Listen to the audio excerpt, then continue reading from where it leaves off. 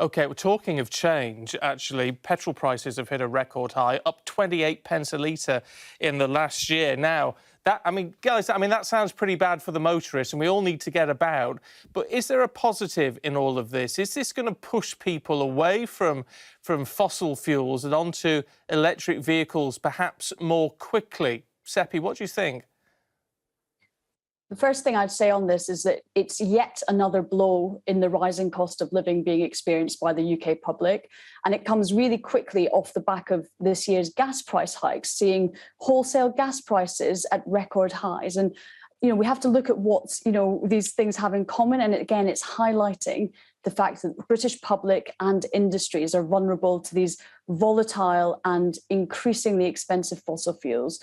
So it does highlight the urgency to help the public transition away from fossil fuels.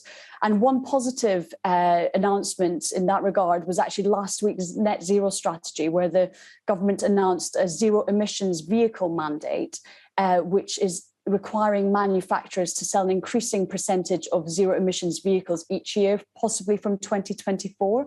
And that will help actually drive down the costs of reduction sooner so that ordinary households can afford them. Just a quick point on that is that actually we're looking at EVs being cheaper to buy than petrol and diesel in about 5 years' time, and that's purely through plummeting tech and manufacturing costs. Yeah, well, and that is going to be important because there's a big price gap at the moment, isn't there, Chidi? But this new survey says 24% of people buying a new car in the next year say they intend to buy electric or hybrid.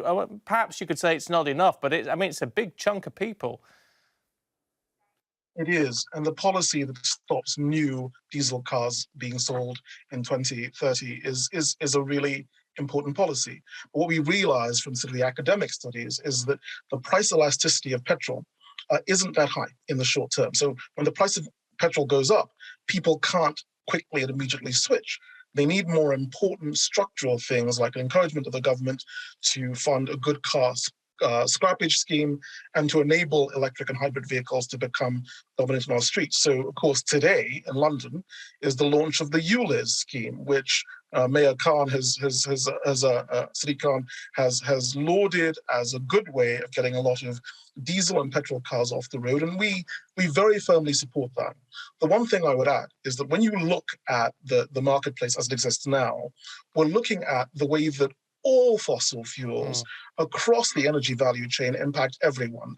It isn't just motorists, it's also utility companies that are suffering terrible damage from increasingly volatile oil and gas markets. So transition for the public is not just about transport, it's about energy as a whole. It's about our utilities, it's about transport, it's about our manufacturing, it's about reorganizing society in a way that makes things better for everyone.